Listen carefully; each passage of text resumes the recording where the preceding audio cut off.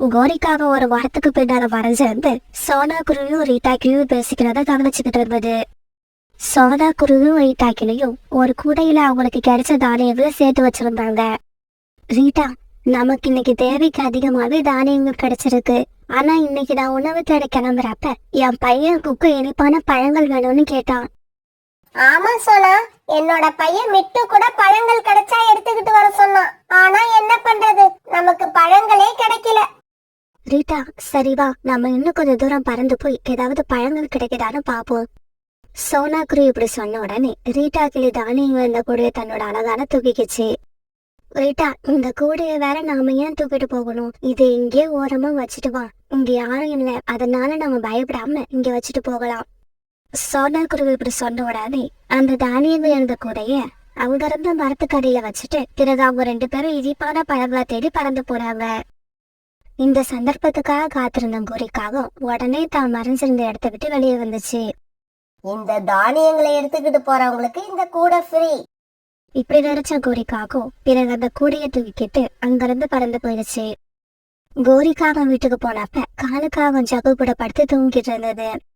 டேய் ஜக்கு, எழுந்துரு, அம்மா உனக்காக தானியங்கள் எடுத்துக்கிட்டு வந்திருக்கேன். கோரியோட சத்தத்தை கேட்டு காலுக்காக ஜக்கு 2 பேருமே எந்திரிச்சிட்டாங்க. கோரி, தானியங்களை சாப்பிடறதுக்கு ஜக்குவை மட்டும் எழுப்புற, என்ன மறந்துட்டியா?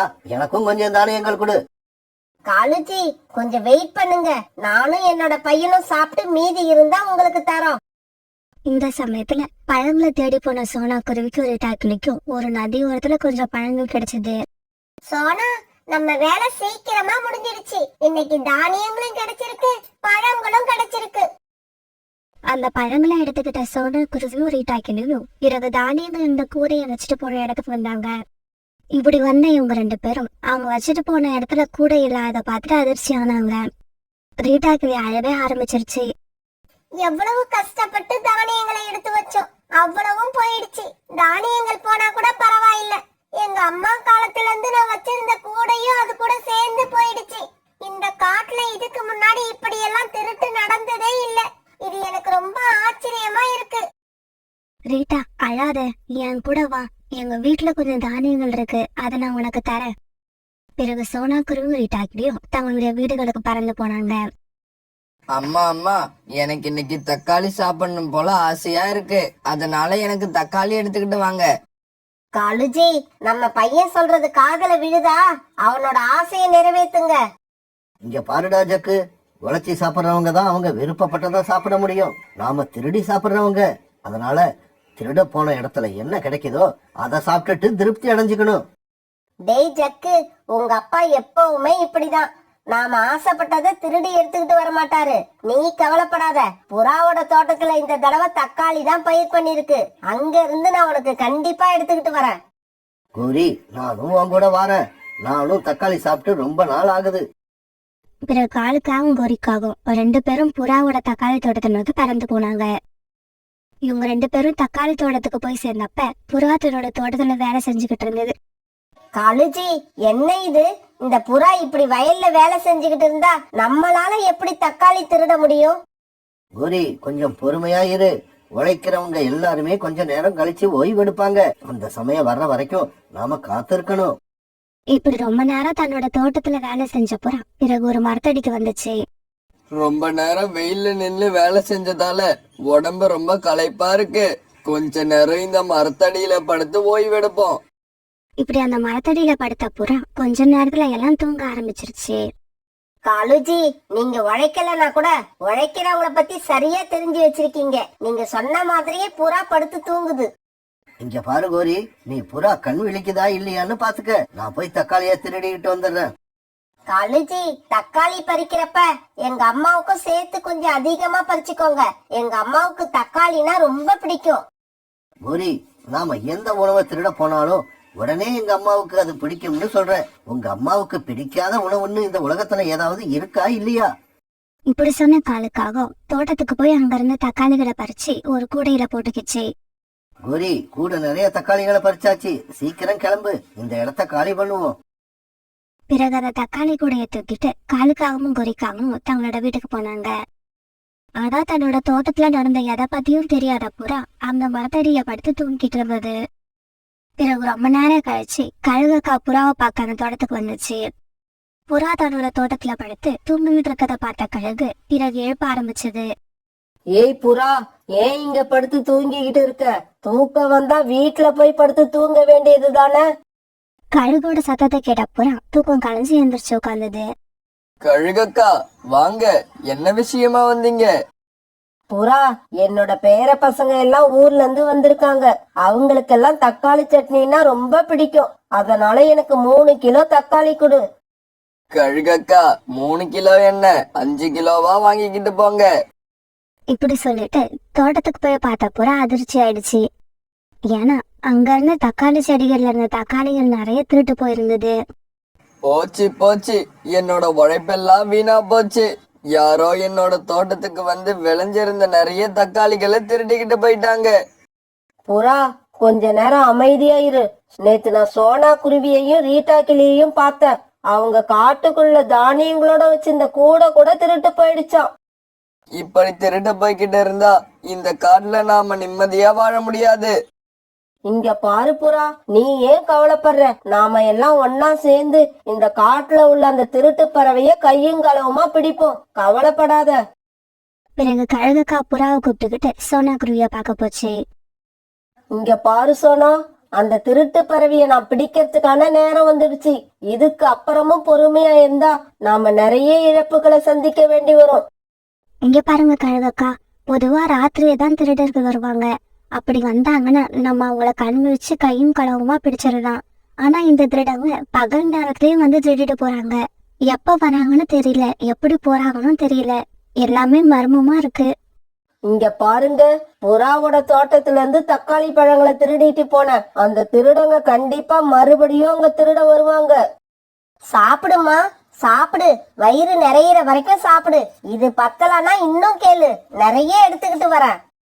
கோரி, இதே மாதிரி எனக்கு தக்காளி தினமும் கிடைச்சா ஒவ்வொரு நாளும் நான் ஜூஸ் போட்டு குடிப்பேன். இந்த வெயில் காலத்துக்கு அது ரொம்ப நல்லது. அம்மா கவலைப்படாதீங்க. எங்க காட்டுல உள்ள புறா வயல்ல வேலை பார்த்துட்டு நல்லா படுத்து தூங்கும். அந்த சமயத்துல நாங்க ரொம்ப ஈஸியா தக்காளி எடுத்துக்கிட்டு வந்துருவோம். இங்க பாருடி, நீங்க எடுத்துக்கிட்டு வந்தா கொஞ்சம் தான் எடுத்துக்கிட்டு வருவீங்க. இந்த தடவை நான், உன்னோட அண்ணன் எல்லாரும் வரோம். நாமெல்லாம் ஒன்னா போய் அந்த புறாவோட தோட்டத்தை காலி பண்ணிட்டு வந்துருவோம். அம்மா, உங்களுக்கு இப்படி ஒரு ஆசை இருந்தா அதை நான் தடுக்க மாட்டேன். நாளைக்கு நீங்களும் தம்பியும் கிளம்பி எங்க வீட்டுக்கு வந்துருங்க. நான் உங்களை எதிர்பார்த்துக்கிட்டே இருப்பேன். மறுநாள் மதியானமா வீட்டை விட்டு வெளியில வந்த கோரி வாசல்லயே உட்கார்ந்து கோரி, என்ன இங்கேயே உட்காந்துகிட்டு இருக்க? சீக்கிரமா கிளம்பு. புறா அதோட வேலையை முடிச்சிட்டு இந்நேரம் தூங்க ஆரம்பிச்சிருக்கோம். இந்த சமயத்துல கோரிக்காகத்தோட அம்மாவும் தம்பியும் அங்க வந்து சேர்ந்தாங்க. அம்மா, என்னம்மா இவ்வளவு லேட் பண்ணிட்ட? உங்களுக்காக நான் எவ்வளவு நேரம் காத்திருக்கிறது. கோரிக்காகத்தோட அம்மாவும் தம்பியும் புறாவோட தோட்டத்துக்கு வராது தெரிஞ்ச காலுக்காகத்துக்கு பயம் வந்துருச்சு. ஐயோ, இந்த கூட்டத்தை கூட திருட போனா நமக்கு தர்ம அடி கண்டிப்பா உண்டு. அதை யாராலையும் தடுக்க முடியாது. எப்படியாவது இந்த கூட்டத்துல இருந்து நாம எஸ்கேப் ஆகணும். கோரி, எனக்கு என்னமோ திடீர்னு வயிறு சரியில்லை, ரொம்ப வலிக்கிற மாதிரி இருக்கு. அதனால நீ என்ன பண்ற, அத்தையையும் மச்சானையும் அழைச்சுக்கிட்டு போய் தக்காளிகளை எடுத்துக்கிட்டு வந்துரு. நான் வீட்டுல போய் படுத்திருக்கேன். காலேஜி, என் அம்மாவையும் என் தம்பியும் பார்த்தா உங்களுக்கு எப்படி இருக்கு? நீங்க எதனால இப்படி பண்றீங்கன்னு எனக்கு நல்லா தெரியும். மரியாதையா இப்ப எங்க கூட வந்துருங்க, இல்லன்னா எனக்கு கெட்ட கோபம் வரும். கோரி இப்படி கோவமா சொன்னாலும் வேற வழியில அந்த காலுக்காகும் அவங்க கூட சேர்ந்து புறாவோட தோட்டத்துக்கு பறந்து போச்சு. கழுகக்கா, அங்க பாருங்க, காவலோட கூட்டம் ஒண்ணு பறந்து வருது. ஆமா ஆமா, ஒருவேளை இவங்க கூட திருடி இருந்தாலும் இருக்கலாம். இப்படி சொன்ன கழுகக்கா பிறகு புறாவை பார்த்து இப்படி சொல்லுச்சு. புறா, நீ சீக்கிரமா கண்ணை மூடிட்டு தூங்குறாப்புல நடி. என்ன நடக்குதுன்னு பாப்போம். கழுகக்கா சொன்னதை கேட்ட புறாவும் பிறகு மரத்துல சாஞ்சி தூங்குற மாதிரி நடிக்க ஆரம்பிச்சது. பிறகு வந்த எல்லா காவங்களும் புறாவோட தக்காளி தோட்டத்துல வந்து உட்கார்ந்தாங்க. இத பார்த்த கழுகக்கா கீழே கிடந்த கம்பு தன்னுடைய ரெக்கையால எடுத்துக்கிட்டாங்க. மாப்பிள, அந்த புறா வருதான்னு கொஞ்சம் கவனமா பாத்துக்கோங்க. ஏன்னா இந்த வயசான காலத்துல என்னால அடி வாங்க முடியாது. அது இப்ப தெரிஞ்சு என்ன புண்ணியம்? திருடு வர்றதுக்கு முன்னாடியே அதை பத்தி யோசிச்சிருக்கணும். எனக்கு என்னவோ இன்னைக்கு அடி வாங்காம இந்த இடத்த விட்டு போக மாட்டோம்னு நினைக்கிறேன். மாமா, ஏன் இப்படி அவசரமா பேசுறீங்க? நாம நல்லதையே நினைப்போம், நல்லதே நடக்கும். மச்சான், நீனும் உங்க அம்மாவும் என்னைக்கு யாருக்கு நல்லது நினைச்சிருக்கீங்க, இன்னைக்கு நினைக்க போறீங்க? இங்க பாருங்க, எதுக்காக வெட்டித்தனமா பேசிக்கிட்டு இருக்கீங்க? சீக்கிரமா ஆளுக்கு கொஞ்சம் தக்காளியை சாப்பிடுங்க. சாப்பிட்டு முடிச்சிட்டு போறப்ப இந்த கூடையில வேற எடுத்துக்கிட்டு போகணும். இப்படி பேசிக்கிட்ட இவங்க எல்லாரும் பிறகு தக்காளிய சாப்பிட ஆரம்பிச்சாங்க. இத பார்த்த புறா, கழுகக்கா, சோனா குருவி இந்த 3 பேரும் கம்ப எடுத்துட்டு வேக வேகமா காங்கல் கிட்ட பறந்து போனாங்க. இப்படி வந்து இவங்க 3 பேரும் காங்களை சுத்தி உட்கார்ந்துக்கிட்டாங்க. பறவைகளே, தயவு செய்து என்ன மட்டும் அடிக்காதீங்க. என்னோட வயசுக்கு மதிப்பு கொடுத்து என்ன விட்டுடுங்க. இல்ல, அப்படி இல்ல. இருக்கிற கூட்டத்திலேயே நான் தான் சின்ன பையன். சின்னவங்க தவறு பண்ணனா அத மன்னிக்கிறது பெரியவங்களோட கடமை இல்லையா? அதனால என்ன மன்னிச்சிடுங்க. இங்க பாருங்க காகங்களே, இந்த புறாவோட கோர்ட்டுல யாரு தப்பு செஞ்சாலும் தப்பு தப்பு தான். சின்ன குழந்தைங்க, வயதான பெரியவங்கன்னு யாருக்குமே மன்னிப்பு கிடையாது. பிறகு புறா, சோனா குருவி, கழுகக்கா இவங்க 3 பேரும் சேர்ந்து அந்த காங்கல் 4 பேரையும் அடி அடி நடக்க ஆரம்பிச்சாங்க.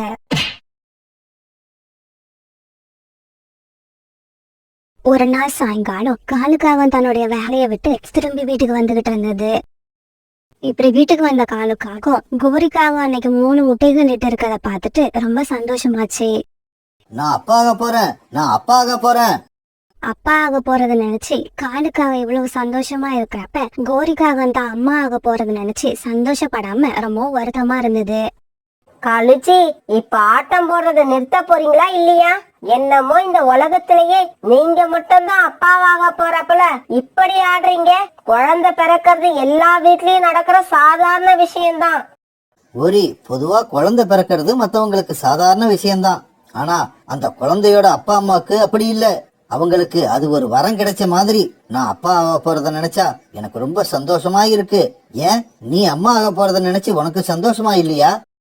அம்மாவாக போறது நல்ல விஷயம்தான். இருந்தாலும் பக்கத்திலேயே இருக்கணுங்கிறத நினைச்சா எனக்கு எரிச்சலா இருக்கு.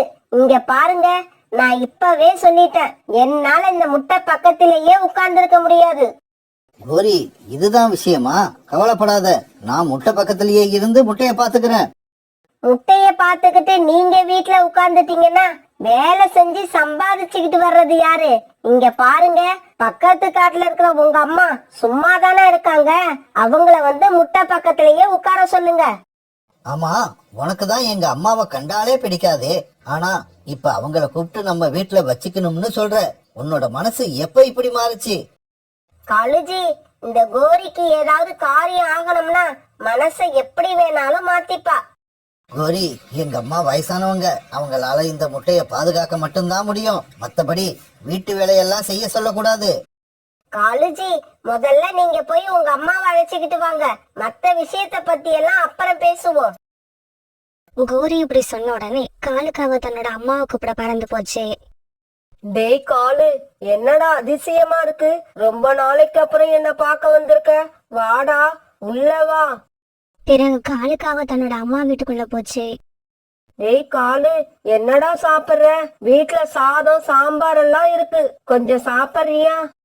இல்லம்மா, எனக்கு இப்ப எதுவும் வேண்டாம். உங்களால எனக்கு ஒரு காரியம் ஆகணும். எனக்கு தெரியும்டா காலு, இந்த காலத்துல எல்லா பசங்களும் அவங்க அம்மா அப்பாவை பார்க்க போனாங்கன்னா கண்டிப்பா அவங்களால ஏதோ காரியம் ஆக வேண்டி இருக்கும்னு தான் அர்த்தம். சரி, அதை விடு. நான் உனக்கு என்ன செய்யணும்னு சொல்லு. அம்மா, கோரி 3 முட்டை இட்டு இருக்கா. ஆனா முட்டையிட்ட உடனே என்னால முட்டை பக்கத்துல உட்காந்து பாதுகாக்க முடியாதுன்னு தெளிவா சொல்லிட்டா. அதனாலதான் முட்டைய பாத்துக்கிறதுக்கு உங்களை கூப்பிட்டுக்கிட்டு போக வந்தேன். அடப்பாவி, கோரி அப்படியா சொன்னா? தன்னோட முட்டைய பாதுகாக்கிறத விட ஒரு அம்மாவுக்கு என்னதான்டா வேலை இருக்க முடியும்? இப்படி சொன்ன காலுக்காகத்தோட அம்மா காலுக்காகத்து கூட அது வீட்டுக்கு பறந்து போனாங்க. காலுக்காகத்தோட அம்மாவை கோரிக்காகத்துக்கு எப்பவுமே பிடிக்காது. அதனால்தான் அவங்க கிட்ட தேவையில்லாம சண்டை போட்டு காலுக்காகத்தை எடுத்துக்கிட்டு தனி குடுத்தன வந்துச்சு. கோரி, நீ சொன்ன மாதிரியே எங்க அம்மாவை அழைச்சுக்கிட்டு வந்துட்டேன். உனக்கு இப்ப சந்தோஷம் தானே? இங்க பாருங்க, வீட்டுக்கு வந்துட்டா மட்டும் பத்தாது, என்னோட குழந்தைங்க இருக்கிற இந்த முட்டையை பத்திரமா பாத்துக்கணும். கோரி, கவலைப்படாதம்மா.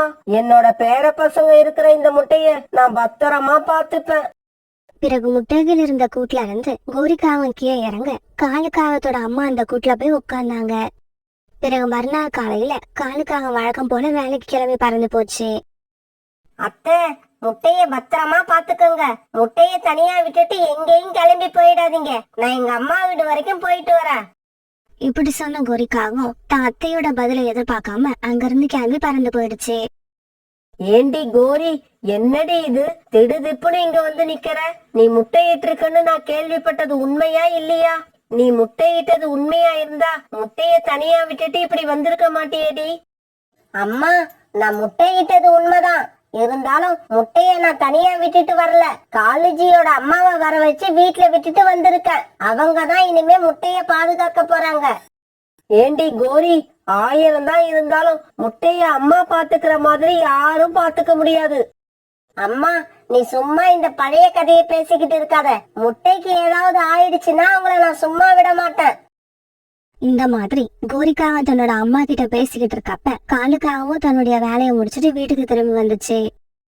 அம்மா, என்ன நீங்க மட்டும் வீட்டுல தனியா இருக்கீங்க? கோரி எங்க போயிருக்கா? டேய் காலு, கோரி அவங்க அம்மா வீட்டுக்கு போயிருக்கா. இன்னும் கொஞ்ச நேரத்துல வந்துருவான்னு நினைக்கிறேன். ஆனா ரொம்ப நேரம் ஆகியும் கோரிக்காக வரவே இல்ல. பிறகு ராத்திரி ஆச்சு. காலையில இருந்து முட்டை பக்கத்திலேயே உட்கார்ந்திருந்த காலுக்காகத்தோட அம்மாவுக்கு இப்ப ரொம்பவும் தாகமா இருந்தது. காலு, நீ ஒரு நிமிஷம் இந்த முட்டைய பாத்துக்கோ. வீட்டுல குடிக்க தண்ணி கூட இல்ல. நான் போய் நதியில தண்ணி குடிச்சிட்டு அப்படியே தண்ணி எடுத்துக்கிட்டு வந்துடுறேன். இப்படி சொல்லிட்டு காலுக்காகத்தோட அம்மா ஒரு சின்ன பானையை எடுத்துக்கிட்டு நதியை நோக்கி பறந்து போனாங்க. இந்த சமயத்துல தன்னோட அம்மா வீட்டுக்கு போயிருந்த கோரிக்காவும் வீட்டுக்கு திரும்பி வந்துடுச்சு. இப்படி வந்த கோரிக்காகத்துக்கு முட்டை இருந்த கூட்டுல காலுக்காக உட்கார்ந்துருக்கத பார்த்துட்டு பயங்கர கோபம் வந்துருச்சு. காலுஜி, முட்டைய இங்க விட்டுட்டு உங்க அம்மா எங்க போனாங்க? அடியே கோரி, முட்டைய ஒன்ன தவிர வேற யாரும் பத்திரமா பாத்துக்க மாட்டாங்கன்னு எங்க அம்மா அப்பவே சொன்னாங்க. எங்க அம்மா சொன்னபடியே நடந்துருச்சு. எங்க அம்மா பகல் பூரா இந்த முட்டை பக்கத்திலேயே உக்காந்து இருந்துட்டு இப்பதான் தாகத்துக்கு தண்ணீர் குடிக்க போயிருக்காங்க. அவங்க ஒன்னும் ஒன்ன மாதிரி வெட்டித்தனமா ஊர் சுத்த போகல. இப்படியே சில நாட்கள் நகர்ந்துச்சு. கொஞ்ச நாட்கள் போனதுக்கு அப்புறம் ஒரு நாள் கோரிக்காகத்தோட 3 முட்டையில இருந்தும் அழகான குழந்தைகள் வெளிவந்தாங்க. கோரி, முட்டையில இருந்து குழந்தைங்க வெளிவந்தாச்சு. எங்க அம்மாவை அவங்க வீட்டுக்கு அனுப்பிடலாம்னு நினைக்கிறேன். இதுக்கு மேலையும் நாம அவங்கள கஷ்டப்படுத்த வேண்டாம். ஓஹோ, அவங்கள கஷ்டப்படுத்த வேண்டாம், ஆனா நான் கஷ்டப்படணும், அதுதானே உங்க எண்ணம்? கோரி, நீ என்ன சொல்ல வரன்னு எனக்கு புரியல. இங்க பாருங்க காலுஜி, குழந்தைங்க பறக்கிற வரைக்கும் அவங்கள பாதுகாக்கிறது ரொம்ப கஷ்டம். திடீர்னு அழுவாங்க. ராத்திரில எழுப்பி விளையாட கூப்பிடுவாங்க. அவங்க இழுத்த இழுப்புக்கெல்லாம் என்னால போக முடியாது. இன்னும் 1 வருஷம் உங்க அம்மா இங்கேயே இருக்கட்டும். குழந்தைங்க பறக்க ஆரம்பிச்சதுக்கு அப்புறம் அவங்க வீட்டுக்கு போகலாம். பிறகு காலுக்காகத்தோட அம்மா குழந்தைங்களை பாத்துக்கிறதுக்காக அங்கேயே இருக்க ஆரம்பிச்சாங்க. குழந்தைங்களுக்கு உணவு கொடுக்கறது, வாரத்துக்கு ஒரு நாள் குழந்தைங்களை வெளியில அழைச்சிட்டு போறது, அப்புறம் குழந்தைங்களை தூங்க வைக்கிறது, இப்படி எல்லா வேலைகளையும் அவங்களே பாத்துக்கிட்டாங்க. இப்படி அவங்க பக்கத்திலேயே குழந்தைங்க வளர்ந்ததால தன்னுடைய பாட்டி மேல 3 குழந்தைங்களும் ரொம்பவும் பாசமா இருந்தாங்க. அந்த குழந்தைங்களோட மனசுல உள்ளது எல்லாத்தையும் தன்னோட பாட்டி கிட்டதான் பகிர்ந்துக்கிட்டாங்க. அம்மாவோட அன்பு அவங்களுக்கு கிடைக்கவும் இல்லை, அது அவங்களுக்கு தேவையும் படல. இப்படியே சில மாசங்கள் நகர்ந்துச்சு. இப்ப இந்த குழந்தைங்க 3 பேரும் நல்லா பறக்க கத்துக்கிட்டாங்க. அந்த காட்டுல உள்ள எல்லா பகுதிகளையும் ரொம்பவும் சந்தோஷமா சுத்தி வந்தாங்க. இப்படி குழந்தைங்க நல்லா பறக்க கத்துக்கிட்டதுக்கு அப்புறம் கோரிக்காக தன்னோட அத்தையை வீட்டு விட்டு வெளியில அனுப்ப முடிவு பண்ணிடுச்சு. இங்க பாருங்க அத்தை, இதுக்கப்புறம் நீங்க எங்க கூட இருந்து கஷ்டப்படணும்னு அவசியம் இல்ல. நீங்க உங்க வீட்டுக்கே கிளம்பி போயிடலாம். கோரி, என்னம்மா இது? இப்ப ஏம்மா என்ன தனியா அனுப்ப பாக்குற? இன்னும் நான் எத்தனை நாள் இருந்துட போறேன்? அப்படி இருக்க போறனால என்னோட பேர குழந்தைங்களோடயே இருந்துட்டு போயிடுறேன். இங்க பாருங்க, நீங்க எதுக்கு பிளான் பண்றீங்கன்னு எனக்கு தெரியுது. இவ்வளவு நாள் எந்த வேலையும் செய்யாம உட்கார்ந்த இடத்துல சாப்பிட்டு நல்லா சுகம் கண்டுட்டீங்க. அதனாலதான் இப்படி பேசுறீங்க. இந்த கோரியை யாரும் ஏமாத்த முடியாது. இப்பவே உங்க வீட்டுக்கு கிளம்புங்க. இப்படி சொன்ன கோரிக்காகவும் காலுக்காகத்தோட அம்மாவை வலுக்கட்டாயமா வீட்டை விட்டு வெளியில அனுப்பிடுச்சு. காலுக்காகத்தோட அம்மா அழுதுகிட்டே தன்னோட வீட்டுக்கு பறந்து போனாங்க. அன்னைக்கு சாயங்காலம் காலுக்காக வேலையில இருந்து வீட்டுக்கு திரும்பி வந்துச்சு. கோரி, குழந்தைங்க எல்லாம் எதனால அழுதுகிட்டு இருக்காங்க? அவங்கெல்லாம் அவங்க பாட்டியை நினைச்சு அழுகுறாங்க. ஆனா அவங்க பாட்டியோ என்னோட வீடுதான் முக்கியம்னு காலையிலேயே கிளம்பி போயிட்டாங்க. இங்க பாருங்கடா பசங்களா, இதுக்கப்புறம் உங்க பாட்டி இங்க வரமாட்டாங்க. நான் தான் உங்க அம்மா. உங்களுக்கு இதுக்கப்புறம் எது தேவைன்னாலும் நீங்க என்னதான் கேட்கணும். உங்களை பத்திரமா பாத்துப்பேன். எங்களுக்கு எதுவும் தேவையில்லை, பாட்டி தான் வேணும். எங்க பாட்டி கூட இருந்தா எங்களுக்கு அதுவே போதும். இங்க பாருங்க, அம்மாவை பத்தி இன்னும் உங்களுக்கு சரியா தெரியல. அம்மா ஒரு அளவு வரைக்கும் தான் வாயால பேசுவேன். அதுக்கு மேல என்ன தெரியுமா பண்ணுவேன்? கையில கிடைச்சதை எடுத்து அடிக்க ஆரம்பிச்சிடுவேன். மரியாதையா சத்தம் போடாம படுத்து தூங்குங்க, அதுதான் உங்களுக்கு நல்லது. கோரி இப்படி மிரட்டினதும் குழந்தைங்க 3 பேரும் அழுதுகிட்டே தங்களோட கூட்டுல படுத்தாங்க. கோரி, குழந்தைங்க கிட்ட அன்பா பேச கத்துக்க. நீ இப்படி பேசினா உன் மேல அவங்களுக்கு அன்பே வராது. காலுஜி, ஒரு நாள் பூரா பட்டினி போட்டா தன்னால என் மேல உங்களுக்கு அன்பு வந்துரும். அதனால அத பத்தி எல்லாம் நீங்க கவலைப்படாதீங்க. சாப்பிட்டு படுத்து தூங்குங்க. மறுநாள் பொழுது விடிஞ்சிச்சு. காலையில எழுந்திருச்சு குழந்தைங்க படுத்திருந்த கூட்ட பார்த்த காலுக்காகவும் கோரிக்காகவும் அதிர்ச்சி ஆயிட்டாங்க. ஏன்னா குழந்தைங்க அந்த கூட்டுல இல்ல. வீட்டுக்குள்ள, வீட்டுக்கு வெளியில, இப்படி எல்லா இடங்கள்லயும் காலுக்காகவும் கோரிக்காகவும் தேடி பார்த்தாங்க. ஆனா குழந்தைங்க கிடைக்கவே இல்ல. கோரி, எனக்கு என்னவோ குழந்தைங்க எங்க அம்மா வீட்டுக்கு போயிருப்பாங்கன்னு தோணுது. இரு, நான் போய் பார்த்துட்டு வந்துடுறேன். அப்பா, நாங்க வரமாட்டோம். நீங்க இங்க இருந்து போயிடுங்க, எங்களை கூப்பிடாதீங்க. டேய் ஜக்கு, நீதான் மூத்தவன், நீயே இப்படி பேசலாமா? தயவு செஞ்சு என் கூட வந்துடுறா. அப்பா, நாங்க சொல்றத கேளுங்க. அன்பில்லாத இடத்துல இருக்கிறதுக்கு எங்களுக்கு பிடிக்கல. நாங்க இங்கதான் இருப்போம். உங்களுக்கு எங்க கூட இருக்கணும்னு ஆசையா இருந்தா நீங்களும் இங்கேயே தங்கிடுங்க. வாழ்க்கையில இதுக்கப்புறமாவது அன்போட வாழ்றது, பாசத்தோட வாழ்றதுன்னா என்னன்னு தெரிஞ்சுக்கோங்க. ஜக்கு, நானும் இங்கேயே தங்கிட்டேன்னா உங்க அம்மாவோட நிலைமைய பத்தி கொஞ்சம் நினைச்சு பாத்தியா? அப்பா, அம்மாவை நான் வெறுக்கல. ஆனா அவங்க எங்களை புரிஞ்சுகிட்டதை விட பாட்டி தான் எங்களை ரொம்ப நல்லா புரிஞ்சு வச்சிருக்காங்க. அதனாலதான் அவங்க கூட இருக்க ஆசைப்படுறோம். ஒரு கால் அம்மாவும் மனசு மாதிரி எங்களை புரிஞ்சுகிட்டு அன்பா இருந்தா நாங்க அவங்களையும் ஏத்துப்போம். தன்னோட அம்மா வீட்டுக்கு போன காலுக்காகவும் ரொம்ப நேரம் வீட்டுக்கு திரும்பி வராதால காலுக்காகத்தை தேடிக்கிட்டு அவங்க அம்மா வீட்டுக்கு வந்த கோரிக்காகவும் குழந்தைங்க பேசினது எல்லாத்தையும் வாசல் நின்று கேட்டுக்கிட்டே இருந்தது. அது செஞ்ச தவறு நினைச்சு இப்ப கோரிக்காக கண்ணீர் விட்டு அழுதுச்சு. பசங்களா, என்ன மன்னிச்சிருங்கடா. ஒரு அம்மாவா உங்களுக்கு என்னென்ன செய்யணுமோ நான் அதையெல்லாம் செய்ய தவறிட்டேன். அதெல்லாம் தவறுன்னு நான் இப்ப உணர்ந்துட்டேன். நீங்க என்ன இப்பவே நம்ப வேண்டாம். நானும் அப்பாவும் இனிமே இங்கேயே இருக்கோம். நான் இதுக்கப்புறம் நடந்துக்கிற விதத்தை பார்த்துட்டு அதுக்கப்புறம் என்ன அம்மாவா ஏத்துக்கோங்க. பிறகு கோரிக்காகவும் தன்னோட அத்தையையும் குழந்தைங்களையும் ரொம்பவும் அன்பாவும் பாசமாவும் கவனிச்சுக்கிச்சு. அதனால அந்த வீட்டுல இப்ப எல்லாம் சந்தோஷமும் மகிழ்ச்சியும் பொங்கி வழிய ஆரம்பிச்சது.